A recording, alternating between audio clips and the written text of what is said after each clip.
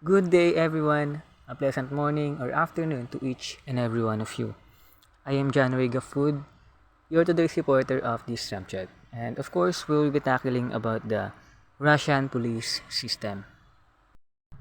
So, as you can see here in this slide, meron tayong tinatawag na patch of a Russian police under the affiliation to the Ministry of Internal Affairs of Russia. So, andito yung patches of a Russian police. Apat to. Susunod pa lang yung iba, of course. So, ito yung pinakauna, yung patch of Russian police under the affiliation to the Ministry of Internal Affairs of Russia. So, yung parang patch o yung logo nila is meron siyang design na dalawang parang dragon magkabaligtaran and may hawak na parang espada or wand, something like that. Tapos ito namang isa is merong parang corona ng king. So basically parang siyang king and queen siguro. And then for the second one, ito naman yung patch of a patrol police in Russia. So as you can see naman dito parang may dalawang espada, ganun. Yun lang yung pagkakaiba nila. Yung isa may dragon and yung isa may parang espada, which is yung sa patrol police of Russia. And then for the third one, ito naman yung traffic police patch of Russia. So as you can see here, of course, since traffic police patch siya, meron naman siyang parang sasakyan dyan since for traffic police nga naman. So for the third one naman is yung transport police patch of Russia. So basically, of course, meron siyang, ibig sabihin transport, pwedeng pandagat or pang himpapawid talaga. So as you can see here naman sa symbol na to, meron siyang parang yung hawakan nung barko and yung nilulubog sa dagat para kumapit muna or mag-stay muna sandali yung barko or yung bangka. And then of course meron siyang pakpak for symbol na transport for himpapawid. So yun yung apat na patches of a Russian police. So now proceed naman tayo sa overview of a Russian police system. So dito country, of course, Russia, and then ang police agency ng Russia is Politsia or yung tinatawag nilang Russian Police under the Department of a Ministry of Internal Affairs. And of course, ang type of law enforcement nila is centralized din katulad ng sa atin sa Pilipinas. Kung sa atin, which means ano yan centralized, which means iisa lang yung police agency nila. Kung sa atin, PNP, sa kanila naman is tinatawag na Politsia or Policia, something like that. And then yung ranks, ang pinakamataas naman nila sa ranks is Senior Police General and ang pinakamababa is Police Private.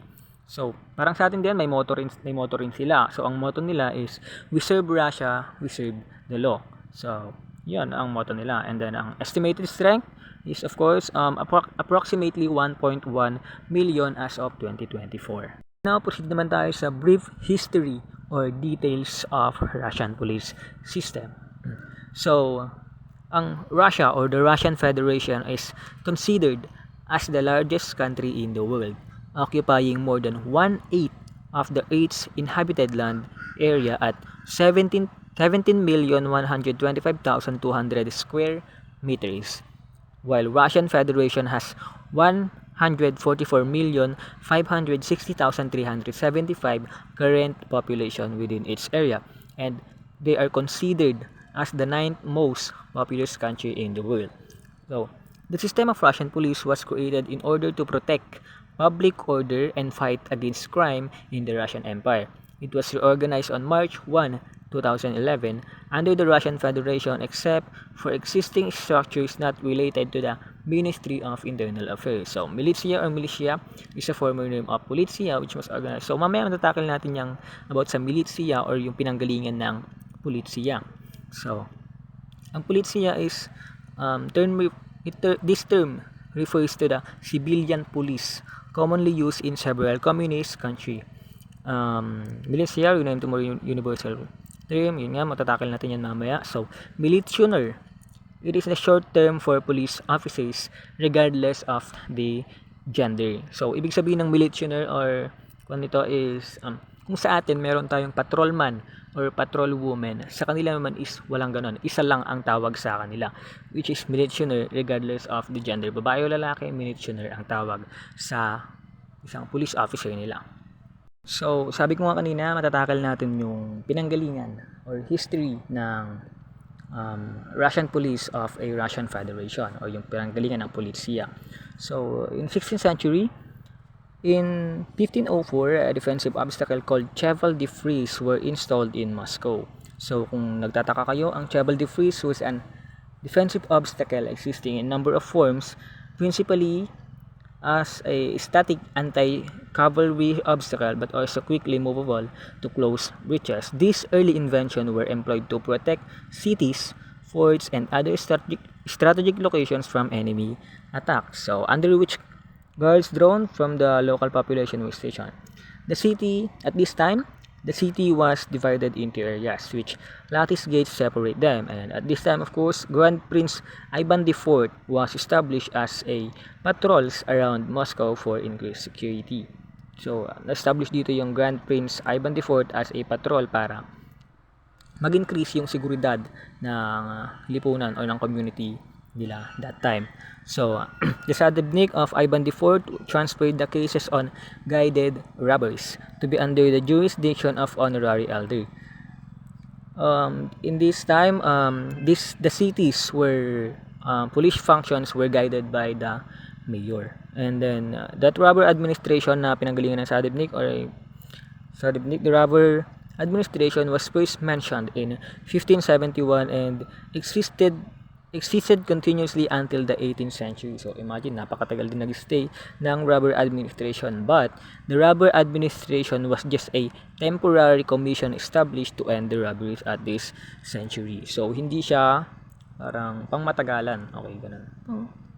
Ano lang siya, temporary lang siya. Pero nagtagal pa rin. Okay, so let's proceed naman tayo sa 17th century.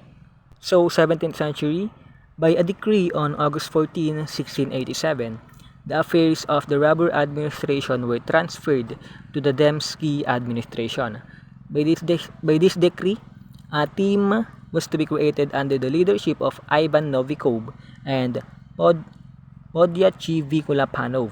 The detachment was supposed to be maintain safety and order as well as to protect against fire. So, police officers in large city were called Zemsky Yang. So, yun yung tawag sa mga police ng large city in this century. The color of their uniforms were variedly between cities. In Moscow, officers were dressed in red and green clothes, and they also had the letters 3 or the letter Z, and then yung R na pabaliktad, which means ya on its chest part. So sa 18th century naman, the police force is St. Petersburg was established as the main force in 1715 by decree of the Peter the Great. So initially, the staff of the St. Petersburg police consisted of the Deputy General Police Chief, 4 officers, and 36 lower ranks. So sila yung nagko-compose ng police force of St. Petersburg. May Deputy General Police Chief and then 4 officers and 36 lower ranks. This police force were not only keeping order in the city but also carried out several economic functions and were engaged in a improvement of the city, such as paving streets, draining swampy places, and garbage collection. So malaki yung pagkakaiba ng Russian police before sa ngayon. So nung 18th century, sabi nga, yung mga police nila is nag-engage lang sa improvement of the city, which means ang ibig sabihin lamang nun is basically para lang silang parang tagalinis lang ng community.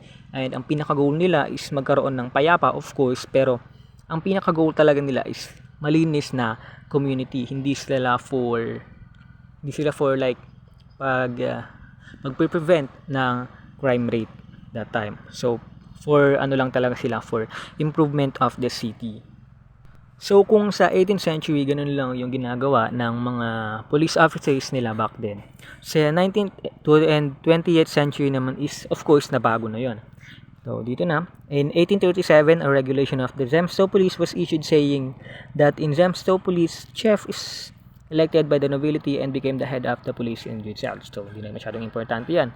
So nung 1866, dito na, St. Petersburg Chief of Police Fyodor Trepov sent a note to Alexander II na nagsasabing, a significant gap in the institution of the Metropolitan Police was the absence of special part with the special purpose of conducting research for solving crimes, finding general measures to prevent and suppress the crime. So, ang ibig sabihin ni Chief of Police Pedro Tripov dito is kailangan na nilang mag-conduct or magkaroon ng police force na pwedeng lumutas sa kahit anong crime or mag-prevent and mag-suppress ng crime, hindi yung puro lang kalinisan ng community ang ginagawa ng police force or police officers natin. So, dahil din sa maling or sa hindi ganun kaganda na pamamalakad, of course to eliminate that deficiency, it was proposed to establish a detective police. So, naisip na nilang magkaroon or mag-conduct or mag-establish ng police or police force na magre-resulta or magre-resolba ng mga crimes. Okay, so noong 1866, a detective police force was established under the office of the city police chief. Prior to that, detective functions were carried out by forensic investigators as well as the entire police department. At the time of its founding, the department consisted of the chief and his assistant, 4 officials at special assignments, 12 police detectives, and 20 civilian detectives. So sila na yung parang na-assign na magsusuppress, magpe-prevent ng mga crime or crime happenings sa mga community that time. So sa katuloy or in continuing of a 19th to 20th century, dito yung nagawa nila o yung establish nilang detective police force is tinawag na militia or yung Soviet militia. Following decisions of the provisional government on the approval of militia and temporary regulations on the police issued on April 17, 1917, the People's Militia was established. The People's Militia was declared to be the executive body of state power at the local level, directly under the jurisdiction of the Zemstvo and City Public Administration. The militia or militia was formed on March 10, 1917, replacing the former Russian police organizations of the imperial government. There were detachments of the People's Militia and the Workers' Militia that were organized as paramilitary police units. After the dissolution of the Soviet Union, the militia continued to exist in Russia until March 1, 2011. So yung militia na yon o yung Soviet militia na yon is na-dissolve din and hanggang March 1, 2011 lang yung tinagal niya. So after the dissolution of the Soviet Union noong March 1, 2011, nagkaroon ng 2011 police reform that initiated by former President Dmitry Medvedev. The Russian police reforms are an ongoing effort to improve the efficiency of Russia's police forces, decrease corruption, and improve the public image of law enforcement. Noong February 7, amendments were made to the laws of the police force, the Criminal Code, and the Criminal Procedure Code. The amendments came into force noong March 1, 2011. Under this reform, the name of the Russian law enforcement was changed from the Soviet-era term militia or the militia to a more universal term politia, which means police, noong March 1, 2011.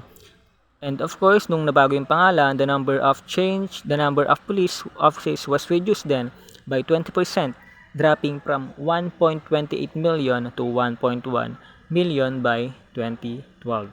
So, as a result of the reform, the Russian police was centralized as a federal-level institution with funding fully sourced from the federal budget. So, sabi ko kanina, ito yung pagbabago ng lahat patungo sa kung tinatawag natin na ngayon na policia. Yun yung pinanggalingan ng policia or the Russian police ng Russian Federation. So, then let's proceed sa ranks or insignia of a Russian police. So makikita nga po natin dito na andito po yung patches or yung badge ng bawat police officials or police officers ng Russian Federation. So ang sabi ko kanina, yung senior police general is yun yung highest rank of the Russian police system, and yung currently na general police nila is si Vladimir Alexandrovich Kolokoltsev. Siya yung senior police general ng Russia sa panahon natin ngayon. And then, ang pinakamababa, of course, yung police private, the lower rank of the Russian police system. Now, let's proceed sa rank classification. Ito yung ranks and of course, yung senior yung badge nila. So, babasahin ko na lang siya in order pababa. Mula sa pinakamataas hanggang sa pinakamababang officer ng Russian police nila. Okay, so, of course, yung pinakamataas, sabi nga, Senior Police General, followed by Police General, Police Lieutenant General, Police Major General, Police Colonel, Police Lieutenant Colonel, Police Major, then Police Captain, Police Senior Lieutenant, then the Police Lieutenant, Police Junior Lieutenant, Police Cadet, Police Senior Warrant Officer, and then the Police Warrant Officer. And then followed by the Police First Sergeant, Police Senior Sergeant, Police Sergeant, Police Junior Sergeant, and then the pinaka lowest of a Russian police was the Police Private. So yun yung rank classification ng Russian police.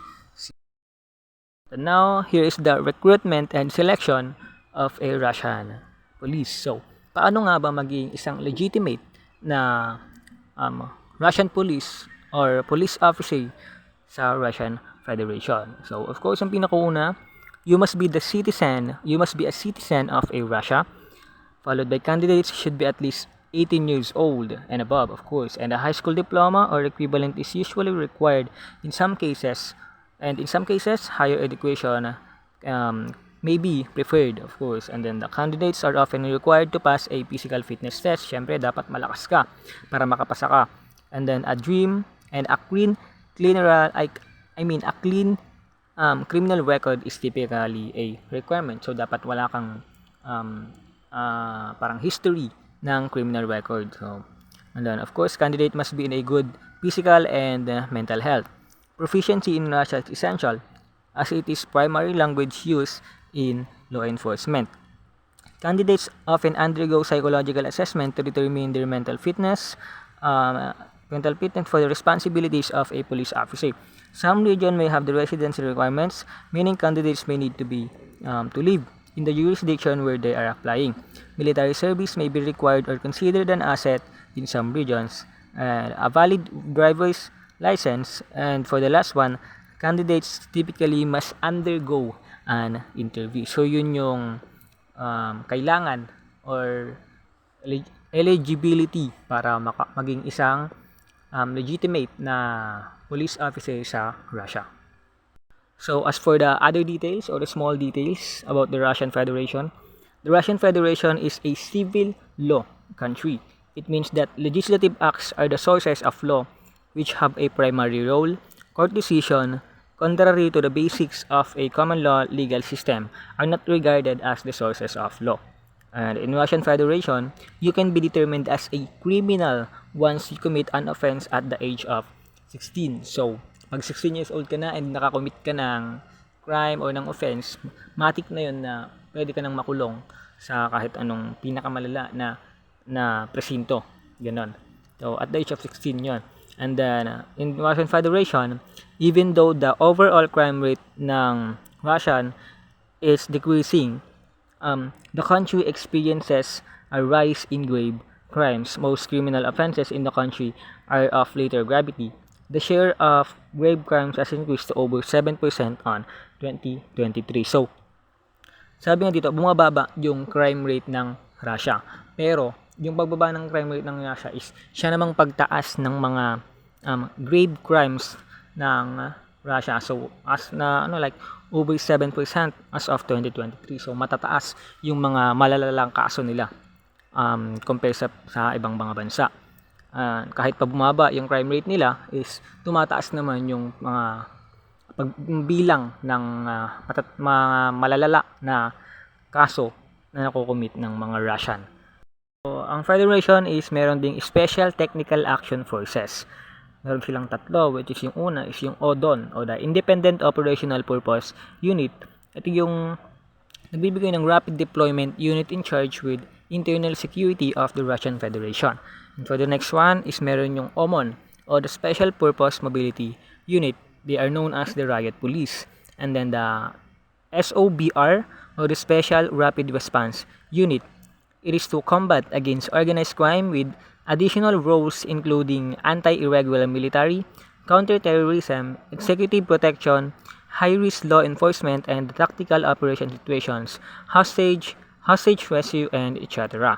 So, yun yung mga special technical action forces ng Russian Federation. Then of course, meron silang firearms and weapons. So, marami silang pwedeng gamitin na weapons or firearms yung mga police, mga Russian police. Pero nilagay ko na lang dito is yung pinaka parang main na ginagamit ng mga Russian police. Ito yung lagi nilang bitbit, ganun. Ito yung pinaka main lang talaga. So, which tinatawag na Makarov pistol.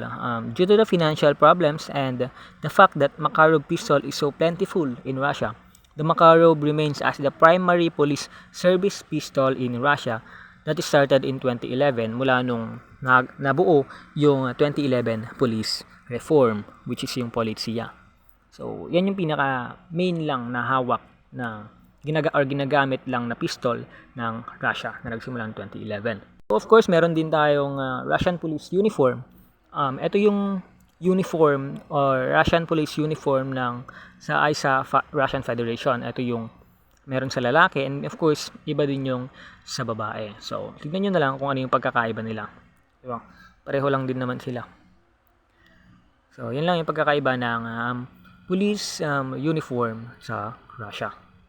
So ngayon proceed naman tayo sa pinaka-last na slide, which is yung best practices ng Russian police system. So, ito naman yung pinakauna, yung blocking mobilization protest. So, ang ginagawa nila dito is pilit nilang parang kinokontrol or pinipigilan yung mga nagproprotestang Russian sa kanilang government. And then, ang pangalawa naman dito is yung police arrest. Siyempre, katulad din ng sa PNP, yung police officers natin, nag-aaresto rin sila, of course. And, andito rin yung community engagement, which is ginagawa naman ng karamihan sa mga police. And ginagawa nila to para na rin magsilbing prevent or parang magiging proactive response na rin sila by communicating or engaging sa community, kasi maiiwasan yung pag-commit ng mga crime kapag alam nila na ganun kaganda yung or ganun kahigpit yung pamamalakad ng mga police officers. And of course, ito yung pinaka hindi inaasahan. Pinaka-unique, ganun, which is yung brutal arrest. Talagang nagkakandak sila ng brutal arrest and torture sa mga criminal offender na hindi na sobrang lalala na talaga ng mga ginagawa nila or yung mga nakomit nilang crime and ayaw nilang magpa-aresto or nanlalaban. So ginagamitan nila siya ng brutal arrest and torture para sumama or mapasama na sa presinto. So, yan yung best practices ng Russian police system. So, yun lang. That's all for today and I thank you all for watching.